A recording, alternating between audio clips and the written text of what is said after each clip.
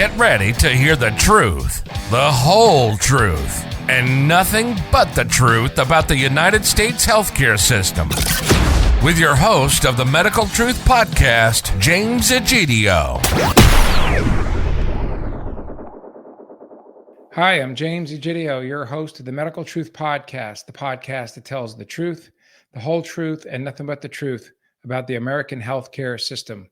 My guest refers to herself as the accidental advocate. She was living the American dream, married with a successful career in advertising, traveling the world and planning her life on her terms. However, all that changed with one phone call on August 6, 2003. Here to share her tragic story on the Medical Truth Podcast is my guest, Miss Kim Witczak. Kim, welcome to the Medical Truth Podcast. How are you doing today? Hi, I'm great. Thanks for having me. Looking forward to the conversation. Absolutely. For the listeners and viewers of the Medical Truth Podcast, share your story as to your situation with your husband. Sure. Well, I like to call myself the accidental advocate because I never set out to do my drug safety advocacy work that I do today. 20 years ago, my life looked very different than it does today. I was happily married to my husband, Woody, of almost 10 years. We both had pretty successful careers and traveled a lot. And we were just starting to talk about having a family. And however, on August 6, 2003, I got a call from my dad. I was out of town on business that changed the trajectory of my life. My dad called to tell me that Woody was found hanging from the rafter of our garage, dead at age 37. Woody wasn't depressed. Woody didn't have a history of depression or any other mental illness. Woody had just started his dream job with a startup company and was having trouble sleeping, which, as I always say, is not that uncommon for entrepreneurs or even somebody like me that, wakes up in the middle of the night. But Wood was a guy that always needed 8 hours of sleep. Like, it was almost a joke how much he needed his sleep. And Woody, went to his GP, his family doctor, and it's the doctor that he's gone to, for his physicals. And I always call Woody like a Humpty Dumpty type patient because, he usually went to the doctors when something happened and he was injured. He was a big athlete. And so, they fixed him up. And so I don't think there was anything unusual. Woody went to see his doctor and was given a 3-week sample pack of Zoloft and was told that it would take the edge off and help him sleep. And ironically, the first 3 weeks that Woody was on this drug, I was out of the country. And it was my busy time of the year. I was in New Zealand on an advertising shoot. So I wasn't there the first 3 weeks that Woody was put on the drug. But I remember, and it'll be something that will probably haunt me, but I'm also super thankful that I got to see this experience. I'll never forget, Woody walked through our back door and dropped his bag, his briefcase, and he had his blue dress shirt, and he was completely drenched through it with a t-shirt underneath. And he fell to the floor in our kitchen with his hands around a vice. Kim, you got to help me. I don't know what's happening. My head's outside my body looking in. He's bawling. And I was like, watching him. I had never in our almost 10 years of being married to him and 3 years of dating prior, have I ever seen something like that. And of course, we calmed him down and we got him to, I'm like, breathe. We did praying, we did yoga breathing. And eventually he called his doctor and the doctor said, you got to give it 4 to 6 weeks to kick in. And every night the next week, Woody, came home and he'd be like, what do you think about hypnosis? I'm going to beat this feeling. What do you think about acupuncture? What do you think about, he was trying to do anything to beat this feeling in his head. And I remember even saying, Wood, if your job is so stressful, quit, we can go back to what you were doing, sales, maybe you're not cut out. I had no idea what was going on. And so I had left to go out of town. Again, as I said, it was my busy time of season. And I hadn't heard from Woody all day. And which was highly unusual because we talked all the time. And we also called many times during the day and just checked in when we were out of town. And so that's when I hadn't called and heard from Woody all day. I finally had my dad go over to our house. And that, let me tell you, I never expected that phone call. And at that time, um, obviously my entire life just fell apart in that phone call. But that night when I was there, the coroner asked me a question: was Woody taking any medication? And the only medication Woody was taking was Zoloft. And it was sitting on the kitchen counter. And she proceeded to say she was going to take it with her. It might have something to do with his death. And the other thing, that same day that Woody was found, there was a front page article in our newspaper, the Minneapolis Star Tribune, that said the UK finds link between antidepressants and suicide in teens. And so that was happening while Woody, my entire life had just changed. And at that point, we never once questioned the drug. Why would we? It was given to him by his doctor. It was sold and advertised as safe and effective, and it was FDA approved. And so never questioned the drug. And, thank God for the coroner that asked that question, because that night, my brother-in-law, as I'm trying to figure out how to get back to Minneapolis, my brother-in-law went home that night and Googled Zoloft and suicide. And we had no idea that what came up in that search. And one of them was that in 1991, the FDA held hearings, an advisory committee hearing on the emergence of violence and suicide when it was just Prozac on the market. So really, that became kind of as I say, kind of became the mission. It was too late for our family. Like my brother-in-law and I, especially, I think my brother-in-law in the beginning, because he really was doing all the research, ordering books from like David Healy, who is one of the main guys out of the UK, psychiatrists that had been looking and seeing this idea of the link between violence and suicide in healthy volunteers, and had done studies, as well as Peter Bregan, who's another psychiatrist here in the US. And both of those, were kind of the basis. And then we're just Googling every possible thing we could. And eventually, we call it the Battle for Woody, and it became our mission to go out to DC and get black box suicide warnings added to these drugs. Yeah. So it sounds like the flashpoint for you to look further into his possible cause of suicide at that time, was this coroner, correct? Yeah, What you're saying? absolutely. Yeah, absolutely. Like it was literally, I always say when somebody has something like a sudden death or like a suicide, you go on an investigative mode. You're in investigative mode because you're like, well, how did this just happen? Because Woody went from, loving life, full of life, had everything that he was living for, from not being able to sleep to head outside the body.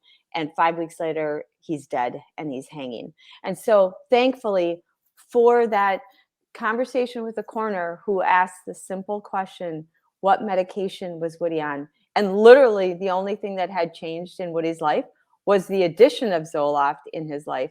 And so the fact that the coroner pointed that out and said it might have something to do with his death, and she took the bottle with her. Yeah.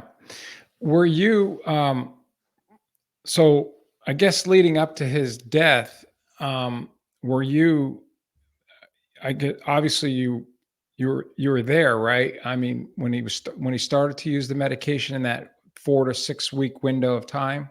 No, not the first 3 weeks. I had just left. I was on a BMW shoot down in New Zealand. So I wasn't even there the first 3 weeks he was on the drug. And it wasn't until I came back on his week number 4 when I saw that head outside the body and he was crying. And so that was really, I didn't see any of the experience. And like I had said earlier, we both traveled a lot for our job. So travel was nothing out of the usual for either one of us. Sure. And so, yeah, so I wasn't there the first 3 weeks he was on the drug.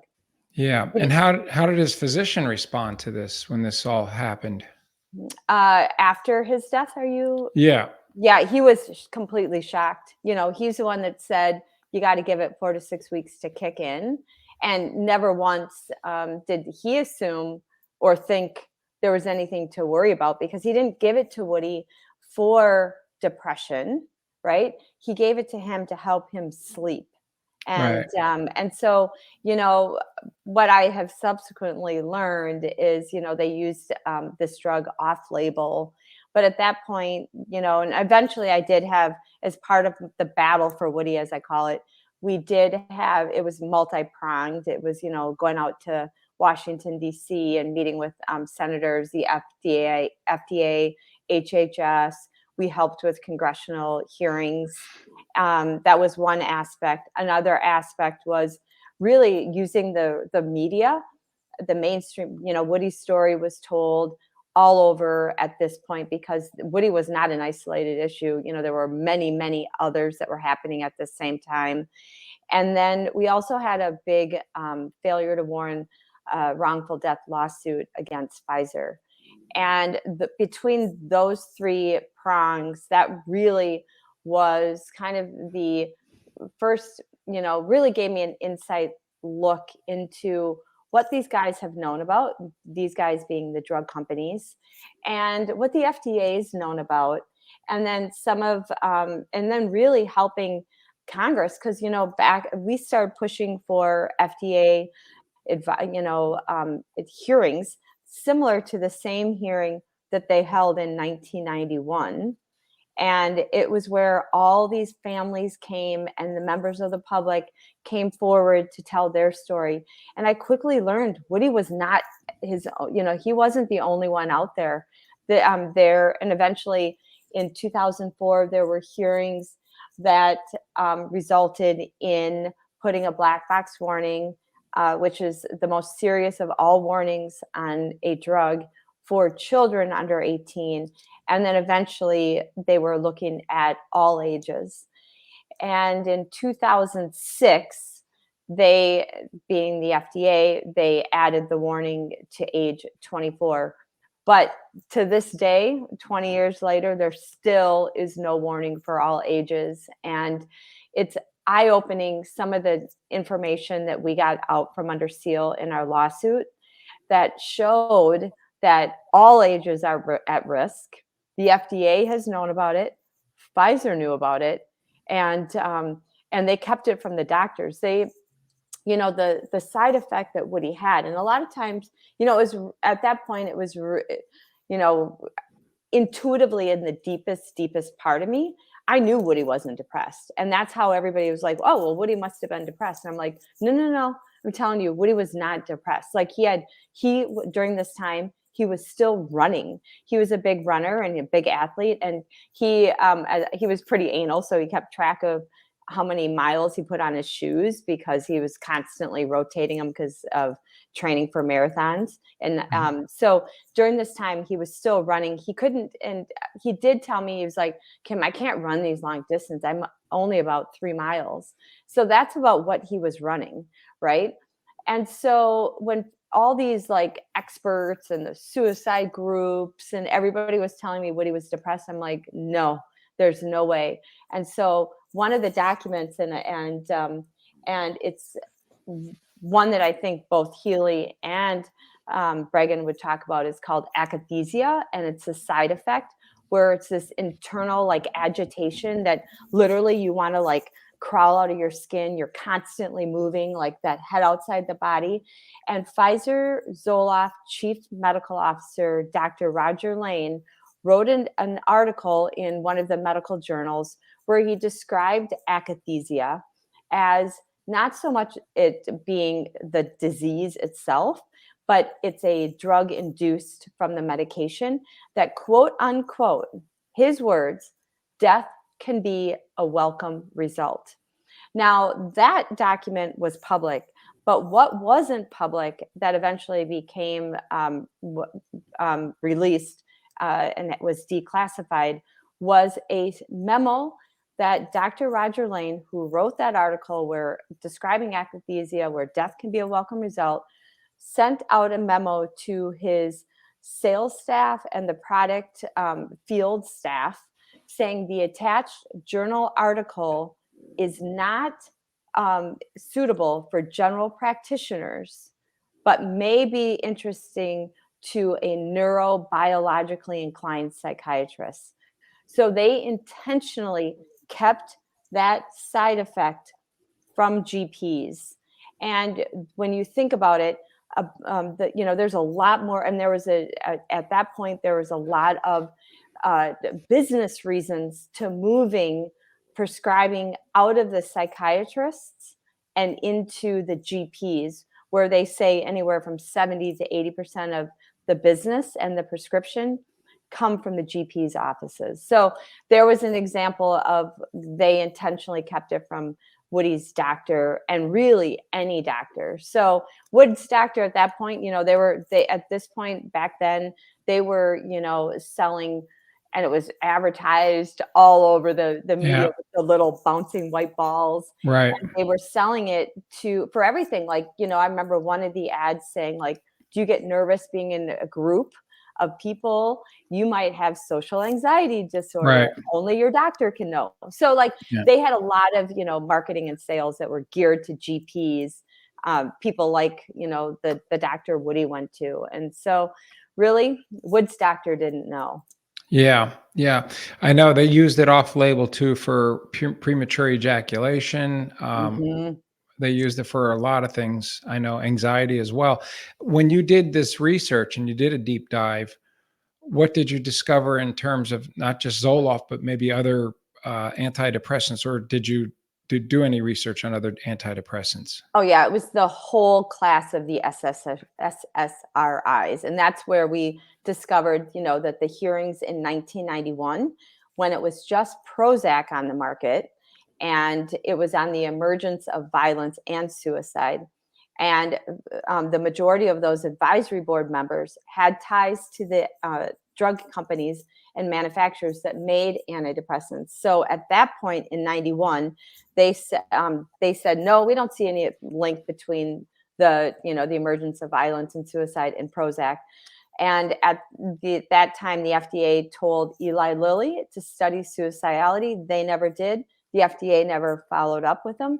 Then, meanwhile, come 13 years later, before they put warnings on, they now approved Zoloft, Paxil. It got approved for kids. I learned things such as, when you study kids, it extends the patent of a drug, and by 6 months. That was something that the role of Congress. So all of a sudden you're like, wait, this is a business, right? Right. And so then some of the things, other things discovering through the lawsuit, obviously the side effect akathisia, started to look really at my business, which is advertising. I didn't realize, because I have spent my entire career in advertising, I didn't realize that the US was only one of 2 countries in the world that allowed drug ads. And so, there was a lot of things that were happening, that there was also that clinical trials that, the bulk of that in our country, we needed 2 clinical trials, the 2 double-blinded placebo-controlled studies.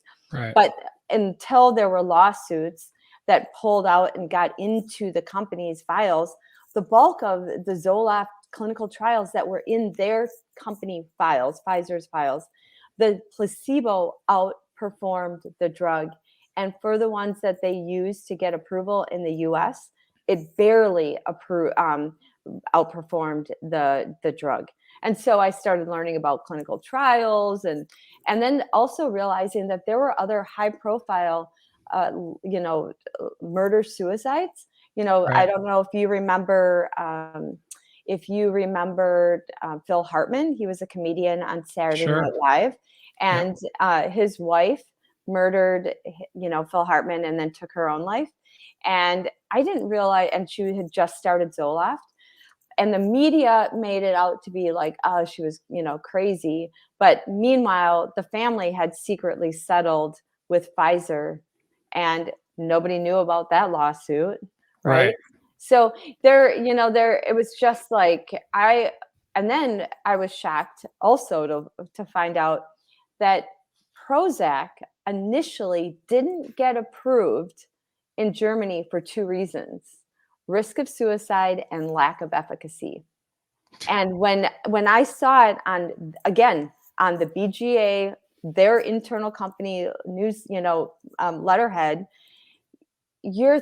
you can't unsee when you've seen this and you have somebody like Woody dead. I knew I had to do something with it. But when eventually Germany did approve Prozac, but it was originally prescribed with a tranquilizer to help offset that activation, which is what Woody had, where the akathisia, where Pfizer actually described it, death can be a welcome result. Yeah. Yeah. Did Woody have any alternative medications or remedies that were suggested by his doctor for his insomnia, or did they just throw him on this Zoloft and that was it? Yeah, they gave. That was it. It was just Zoloft. Yep, and this would help take the edge off, quote Y- unquote. Wow. Meet Michael.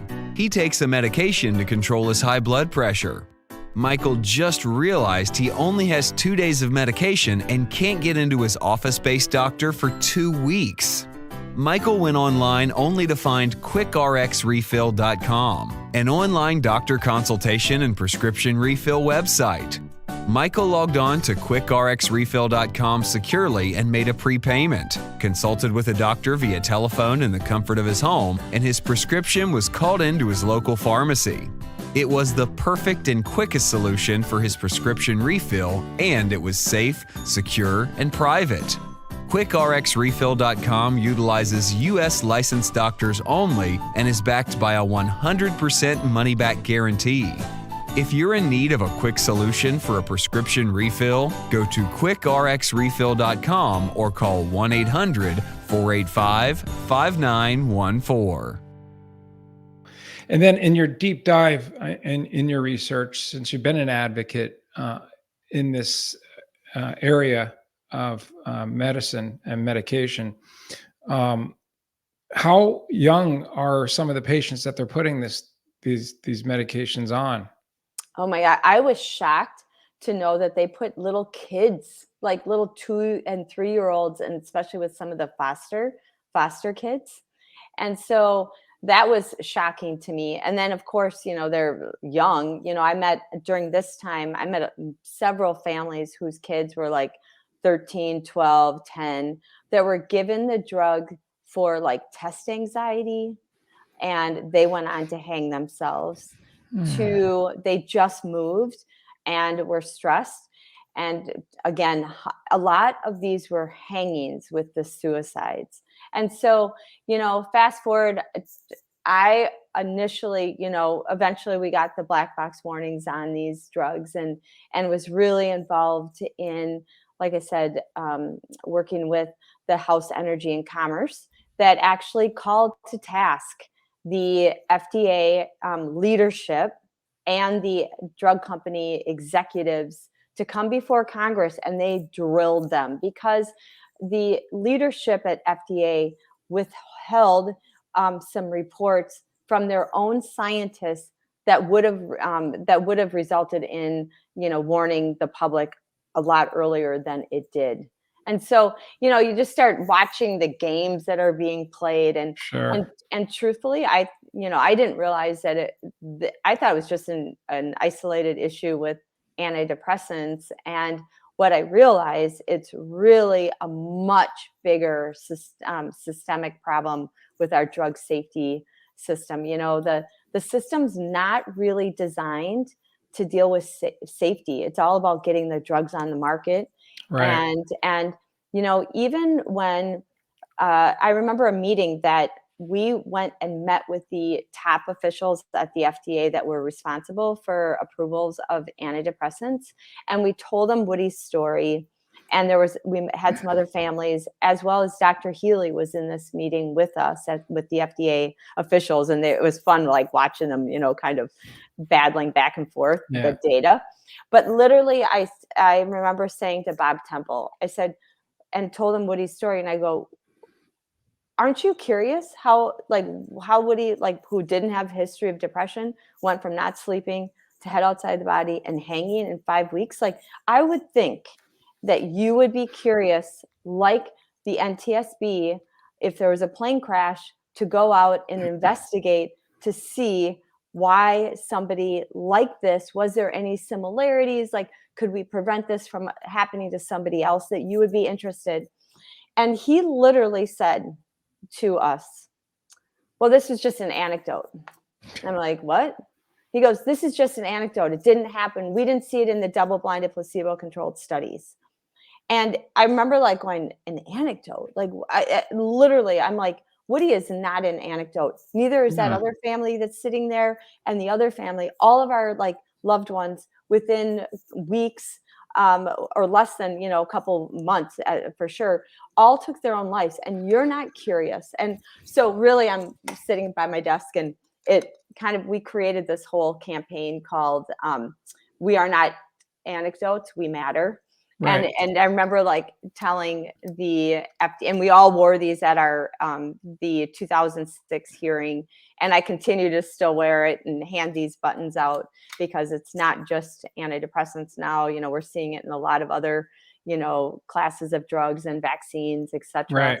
But but to hear them say anecdotes, and it was really, that's where I saw that they're not interested in safety. And, they're not the same people that approve the drugs and vaccines and devices are the same people that are responsible for looking at safety. And so if you have the same group, just even human nature, even if you were curious, are you going to go and really dig deep? Or are you constantly having to argue nope, we didn't see it in the double-blinded placebo. Nope, we didn't see it. That meeting that I'll never forget between Bob Temple and David Healy, that went back and forth about the data and what they saw about these warnings. So it's, that was another thing that I learned, is the system isn't really set up to help talk about safety and alarm the public when there is safety. And it'll still be, that's why I'm still doing this work 20 years later. And and the importance of warning. I remember at these things, I don't understand when that there could potentially, not even saying causation, even if there's a potential for some type of harm, why wouldn't you inform the public? It just seems like such a no-brainer. Right. Yeah, to me, and I think it's obvious now, especially after the rollout of the bioweapon, the vaccine they call it, that for the pharmaceutical companies to not take liability, and no matter what the fallout is, for them, it's the cost of doing business. That's how they look at it. They could care less about human life at all. I actually have a friend, both of her parents were on antidepressants, and both of them, her mom and dad, hung themselves in their garage in Vegas on antidepressants. Oh, Yeah. so horrible. Yeah. And then the other thing too is the warnings that go out on, especially the antidepressants, because I have another friend who commits suicide as well on antidepressants. But of course, he was mixing it with alcohol, and he asphyxiated himself in his garage with his car. Is the using alcohol, and they don't they kind of poo-poo that. They just kind of like, oh, whatever. And that, again, they don't take the responsibility for really, like you say, putting out these warnings to the patient. And then the doctors are so liberal when it comes to writing these prescriptions. Yeah. It's just like, it's like a Band-Aid for most physicians, to write these prescriptions and just say, here, use it, and not follow up. Or if they do follow up, it's just, oh, how's it working for you? And of course, the patients a lot of times are going to say, well, it works, because everybody wants the quick fix, Right. I think you're absolutely right with antidepressant. Doctors are too quick to prescribe, even if they Yeah. if somebody was to, say that they had an adverse event or something doesn't feel right. Well, it's too quick to say, oh, it's your disease getting worse, or not recognize it as being a side effect, like with Woody. Oh, just give it time. Or, layering more drugs on top of the drug to deal with some of the side effects. And there's a belief that it's not an issue with adults.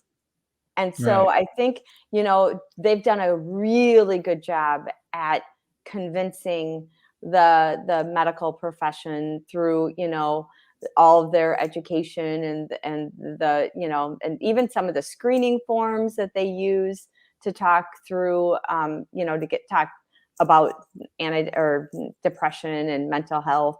All of those were created by the drug companies and marketing. And so, it's no wonder why we have more people taking these drugs. And, look at even just the last couple of years, obviously with the pandemic and people being locked down and kids being prescribed and overprescribed. And, the U.S. Task Preventative Services just did a report to the Congress, and they said the number one area that Congress or whatever area that we need to put focus on is mental health. Yeah. So for me, that scares me, because I'm thinking, okay, this is where all the research money is going to go, and we're going to have more. And, I sit on the FDA, that same committee that in 1991 didn't do their job. I am now the consumer representative on the FDA Psychopharmacologic Drugs Advisory Committee. And I see how a lot of the new drugs are coming to market, and it's all for treatment-resistant depression. So meaning you've been on an antidepressant, 2 or more of them, they don't work, and you're still depressed. We're going to put this new drug and we're going to fast track it, which is not even going through the regular, gold standard per se, even though there's some debate there if it's even gold standard, but they're being fast tracked. So I think it's going to be something we're going to have to continue to watch. And we haven't even talked about the potential link between all these, the shooters and mass shooting. Like, I feel like that's something that we need to be looking at as well. And so it feels like this job is never complete. Complete. Yeah. What was Woody's sleep cycle like prior to him being prescribed the antidepressants?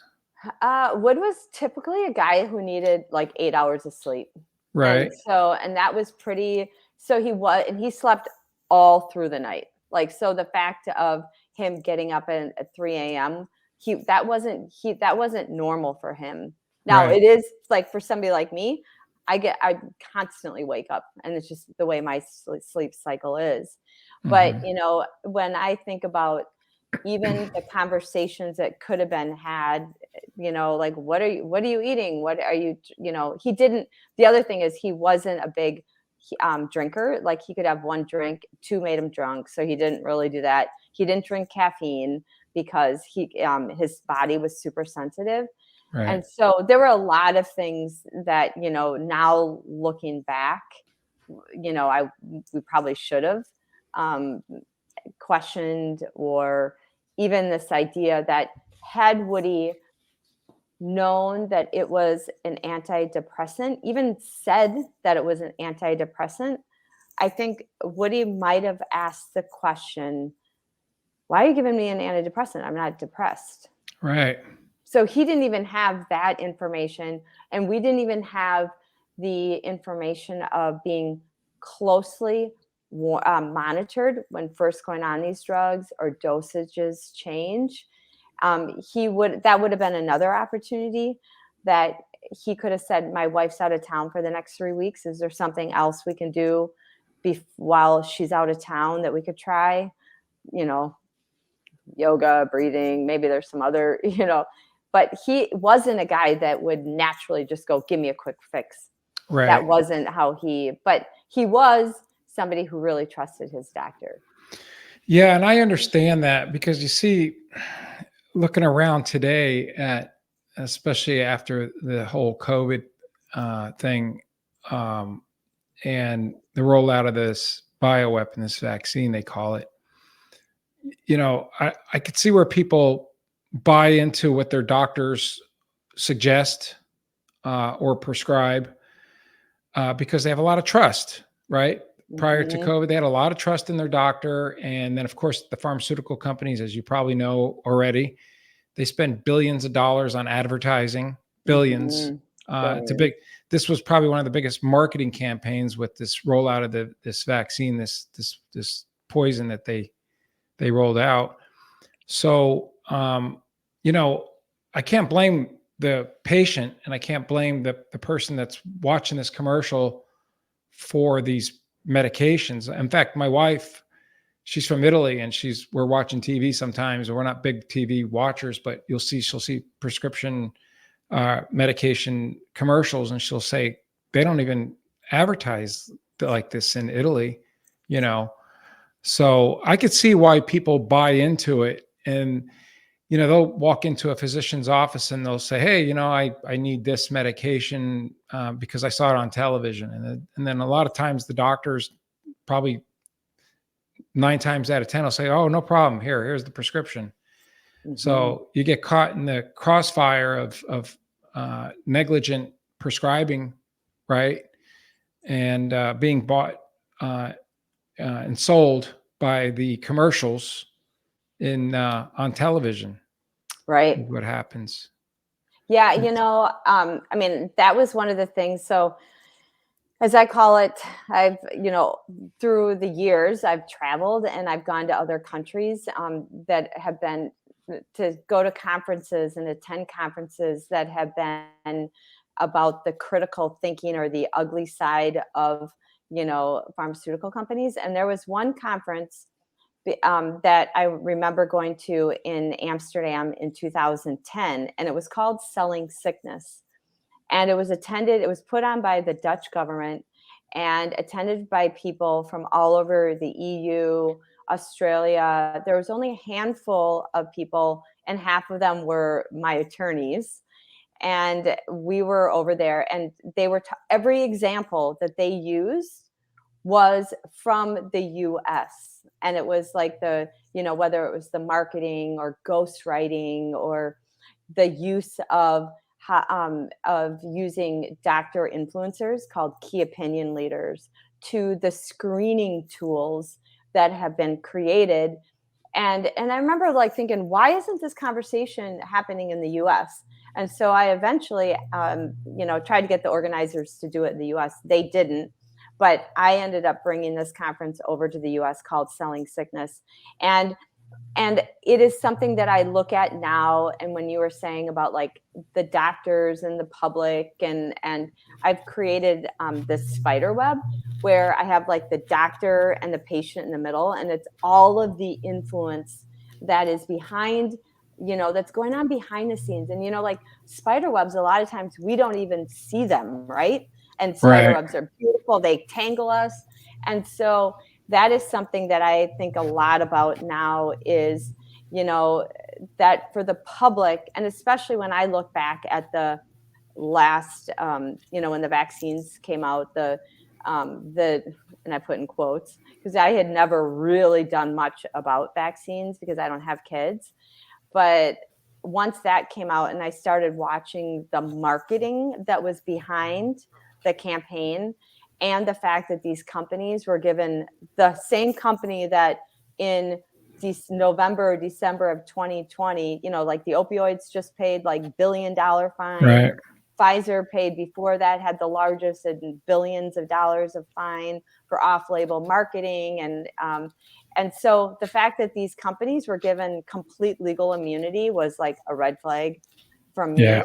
But then also the marketing campaign, like they were having all the celebrities, they were using all the techniques that we use in my business. I was like, and I've never liked the use of celebrities, even in like promoting a car or like fashion. I know they do, but because they work. But I was like watching all these celebrities telling us that it's completely safe and effective. And I'm like, Right. well, what do they know about that? Right. And then I saw the use of sales promotion tools, like bring your Vax card in and get a donut a day for a year. Right. From Krispy Kreme. So I started, these are the things that I hope and I pray that, God forbid there's another one, that people start paying attention, because like Woody, and we were pretty smart, and, or at least I thought we were smart, but how quickly, when we're sick, and I know when I've been sick, and your guards are down, you go in and you want to trust, and you trust your doctors. But I certainly, after the last couple of years, I'd be very hesitant to watch the mainstream media and what they're promoting, as well as watch all the marketing, and really have like, people should pay attention to those marketing, and also the idea of like fear, the power of fear, because I've seen it even on some of the drugs that we approve, like the hope, they sell hope and fear. Of course. But that's the power of marketing, or manipulation, a little bit, persuasion. So yeah, that's exactly what they're doing. They're selling that. And what's really interesting about that is they are, when you have to go to a naturopath or a chiropractor, for that matter, who gives you better solutions to your illness than a allopathic physician. So, you go to a chiropractor, you go to a naturopath, they have better solutions, like you say, than most of these allopathic physicians. Even the DOs do a little bit more prescribing than the MDs. yeah. But again, you get much better care, it seems like, from alternatives. And I'm not suggesting anything, but that's what it seems like to me. Yeah, well, that was really surprising to me in all of this research, is even like, well, what kind of training are they getting, our doctors, in whether it's nutrition? How much of a course is in nutrition? How much of the course is in these natural, there's no money in some of these other solutions. And also like how the FDA works. And so, no wonder why our doctors, it's a business. And, I keep saying healthcare is a business. And I don't even use the word patients. It drives my patient safety group crazy, because I call us customers. But truly, if we look at it that way, we're customers, because they need patients to go to business, right? They need patients. And so why wouldn't you have this? If I was a company, and, I knew that, I could always build in the cost of doing business, although I don't know I could do it, because it just doesn't feel right to me. But no. The cradle to grave strategy, like it's a brilliant strategy if you can keep a customer for life and keep them moving in and out of different product cycles, or and so again, that is, I totally understand that my lens is from my background in advertising and the business side of things, but it is a lot. I always tell people that even our lawyers, when there are lawsuits, and it's why they try to do anything to keep them out of the company files or whatnot, is one of the first places lawyers go when there's litigation against a drug company. They go to the marketing department. Yeah. I find that fascinating. That is. It's very fascinating. And what's the reason why, do you think? Oh, well, a lot of the fines that they've paid, the massive fines, have been for off-label marketing, promotion, pushing something that may not be, um, safe or effective, right? Mm-hmm. And so a lot of it is the marketing, the power of the marketing. And, it's funny, I recently came across an article from 1999 where Pfizer, it was about the power of marketing being involved in some of the clinical trials, and because they have to figure out how are they going to sell this to the public. And Right. so that's something that I don't think I ever really paid much attention to this. Mm-hmm. And then I think most people don't. And it's not until, something happens where you maybe, and it's the whole goal of why I do what I do is so that no family ever has to ask after the fact, how come we didn't know?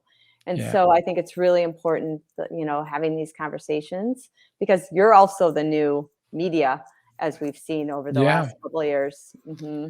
Yeah. And it's interesting you say that too, with the cradle to the grave theory too, because you mentioned earlier that they're putting children as young as 12, 13 years old on these antidepressants.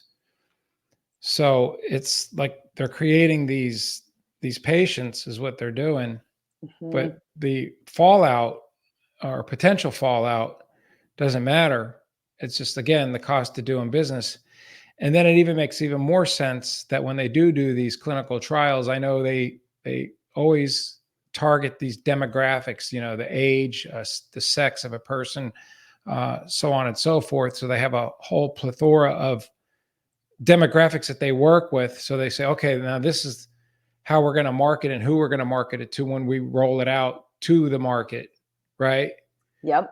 So they have it pretty much dialed in from the time they do R&D, research and development, till the time they put it out on the market and market it, the actual medication.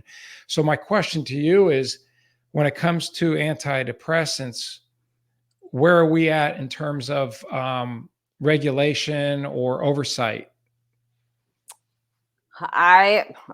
I'm not sure I would say there's much other than the fact that there's going to be more and more new drugs coming to market. You look at what was it again, the U.S. Task Preventative Services just recommended that all Americans 65 and under are screened for anxiety. And so I think we are in something that we're going to it's going to be a continual, it's human nature. And I think we have to have some of these conversations. Of course we're anxious. Of course, there's times of sadness, but and this is where I think, I have not seen much change in this work, and in some ways I think the work has gotten it's gotten even worse in the last, I would have thought that we've made some improvements, but in some ways I think the pressure and trying to change and all the fast tracking of new drugs that are coming on the market for treatment resistant depression and all of that, I think we need to be the ones that take a step back and don't and push back, but also don't fall prey to some of the things that we're seeing, and maybe start asking ourselves or being curious around, this idea of what is it to be a human, and what is it like to have, to be sad, and to, I go back to after Woody died, and I went to my doctor and she asked if I needed something. And I looked at her and I said, well, first of all, I think I think this is what killed my husband, right? And then I said, but aren't I supposed to be sad and hurt? My husband died. And she said, well, you don't need to. And I was like, yes, I do. That's the only way through, is not numbing. And so, that was a long time ago. And I think what we've, as a collective society, have experienced globally over the last 3-4 years. I think we have to be really, really smart and kind of push back and at least question the use of it, because, this getting off of these drugs, I wish that, and I'll have to put them on my website, but there were a couple big about the withdrawal and people trying to get off of these medicines. Like, are we going to be on them forever and then find out, like, because they can't get off of them, or they feel like, oh, I'm still sad. And then, so you could see that whole cascading effect that's created by the system. And that's where I think it's really important that we as the people kind of push back and start questioning and just reevaluate, what does health mean?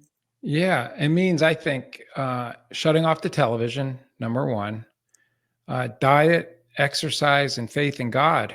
Those are the four solutions right there. And I think the further people get away from all that lifestyle change stuff that they engage in with the social media and all this other stuff, that they, all the pressure they put on themselves with, their status and the phones and all this other stuff, they got to get away from that. People have to get away from that, realize that we have to just go back to basics and just decompress, shut the phones off and spend time with your family and eat properly, fresh foods and exercise. And like I said, faith in God. Those are the important things, I think, more than anything. Yep. I would, and get out in nature, Yeah, exactly. Outside, go hike and see, I think back to what we did, and we kept everybody inside, glued to the TV, right? Fear mongering. You couldn't be outside where you need to be outside, like vitamin D and like healthy, and people weren't so you were keeping people away from family because, so all of the strategies that you just suggested, you think about it, that is not what happened during the last 4 years. No, and we shut down churches. I did too. And, and shut down churches, all the things that were super important to a life well lived. Absolutely. Thank you so much for joining me on this episode of the Medical Truth Podcast. Now, your website is woodymatters.com. That's Woody Matters. I've been flashing that at the bottom there in the ticker the whole time. Anything else you'd like to share with the listeners and viewers of the Medical Truth Podcast? Sure. You can also follow me at Woody Matters on Twitter or X now. And I also have a Substack called Acceptable Collateral Damage. And really it's unacceptable. But and so that's really where I put and write about certain things as well. And then just KimWitczak.com, and I have on there some of my work that I'm doing around selling sickness and the spider web. Yeah, good. I didn't know you were on Substack. That's awesome. I'll have to hit you up on Substack and friend you or whatever. Yeah, I don't know how it works, but it's called Acceptable Collateral Damage, but I actually have with it. And it's because of what you just said, acceptable collateral damage, cost of doing business. And I'm trying to prevent people from being what Woody was considered, costs absolutely. And many others. So yeah, absolutely. Kim, thank you so much for joining me for this episode of the Medical Truth Podcast. Thanks for having me. Yeah, absolutely. Appreciate it. God bless. Thanks. All right. Thanks for listening to the Medical Truth Podcast. For the latest episodes, go to www.medicaltruthpodcast.com. You can also find the Medical Truth Podcast on Rumble, as well as all the major podcast platforms like Apple Podcast, Spotify, Stitcher, and iHeart.